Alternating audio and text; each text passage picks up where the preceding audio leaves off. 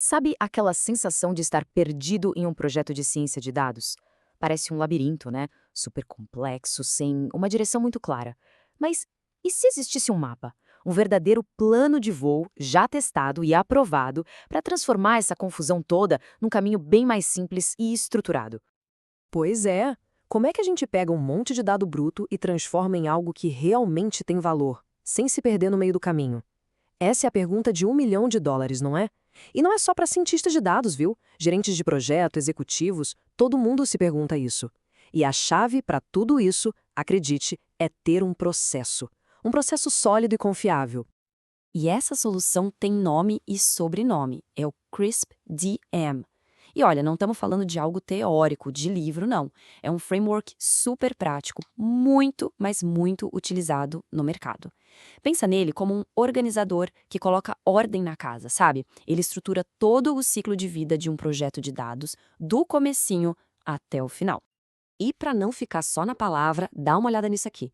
Esse gráfico, ele vem de uma pesquisa bem famosa da KD Nuggets e mostra o quanto o CRISP-DM é, digamos, o chefão da área. Repara só, 43% dos profissionais já usavam essa metodologia lá em 2014, quase metade. Isso já mostra que para quem trabalha com dados, conhecer o CRISP-DM não é opcional, é fundamental. Ok, então vamos mergulhar nesse processo. A gente vai começar pela primeira metade, que são as fases que eu chamo de a fundação, o alicerce de tudo.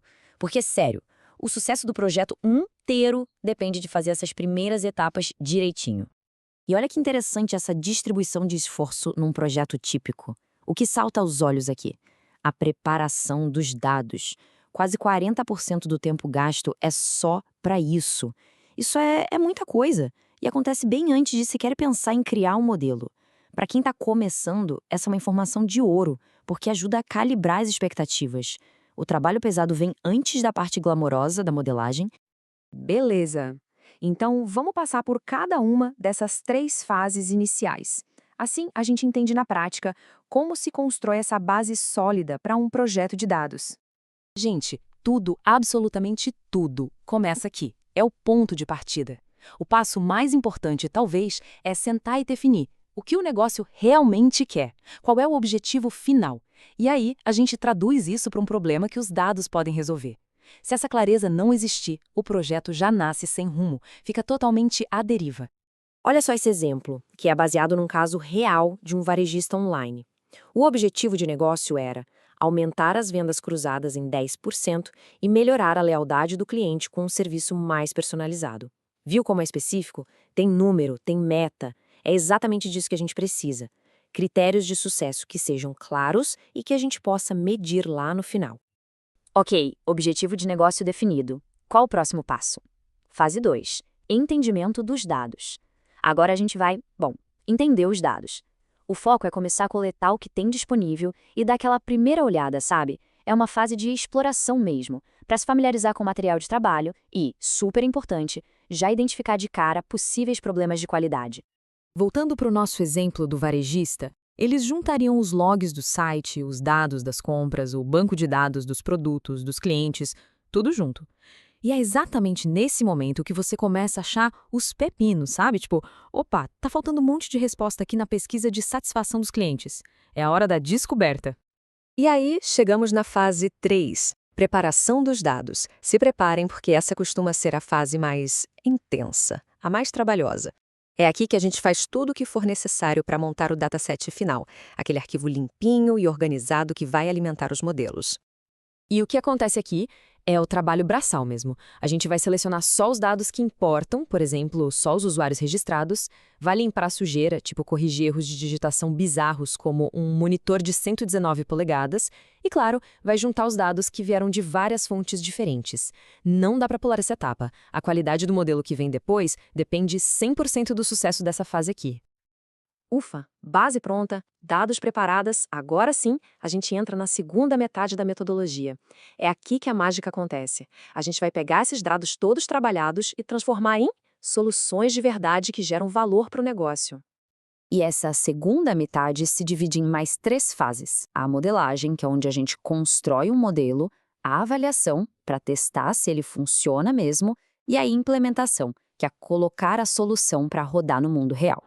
Beleza, fase 4, modelagem. Aqui é o coração da ciência de dados para muita gente. A gente vai pegar diferentes técnicas, diferentes algoritmos e aplicar nos nossos dados limpinhos. O objetivo? Encontrar padrões, insights, descobrir as histórias que os dados têm para contar e que ajudam a atingir o objetivo do projeto. E não é escolher qualquer técnica, tá? A escolha tem que ser inteligente. Por exemplo, se o objetivo do negócio é encontrar produtos que são comprados juntos, a gente pode usar algoritmos de clusterização. Se a gente quer entender como as pessoas navegam no site, aí a gente usa algoritmos de sequência. A técnica serve ao objetivo e não o contrário. Modelo construído? Ótimo. Mas será que ele funciona? É isso que a fase 5, a de avaliação, vai responder. Essa é a hora da verdade. A gente precisa testar o modelo de forma rigorosa para garantir duas coisas. Primeiro, que ele é bom tecnicamente. E segundo, e talvez mais importante, que ele realmente atende aos critérios de sucesso que a gente definiu lá na primeira fase. A pergunta-chave aqui é: os resultados que esse modelo está gerando fazem sentido para o negócio? Eles estão alinhados com o que a gente queria alcançar lá no começo? Essa é a última checagem de qualidade antes de botar o modelo para jogo. É aqui que a gente bate o martelo e diz: sim, essa solução realmente resolve o nosso problema. Passou na avaliação? Perfeito. Vamos para a fase 6, implementação. E aqui tem um ponto muito importante.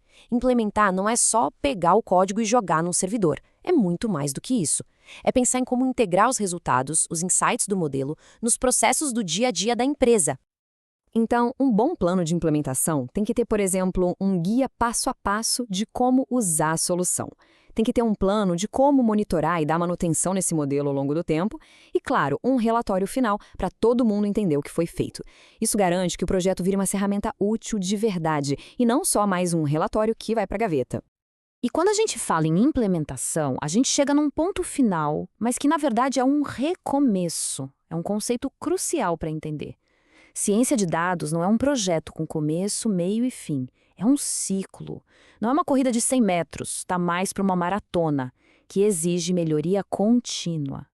Então fica a pergunta: uma vez que o modelo está lá, rodando, implementado, o projeto acabou? Muita gente acha que sim, mas a resposta para essa pergunta é o que mostra o verdadeiro poder e a elegância do CRISP-DM. A grande sacada é que o CRISP-DM é um ciclo. Existe uma fase meio que oculta depois da implementação, que é a de monitoramento. A gente precisa ficar de olho no modelo, porque o mundo muda, as necessidades do negócio mudam, os dados mudam, e o desempenho do modelo pode cair com o tempo. E é esse monitoramento que vai dar o feedback para a gente começar o ciclo todo de novo, lá pela primeira fase, a de entendimento do negócio.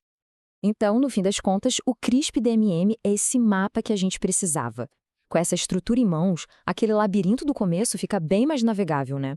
O caminho para transformar dados em valor real fica muito mais claro. E agora, a pergunta que fica é, com o mapa na mão, qual vai ser o primeiro problema a ser resolvido?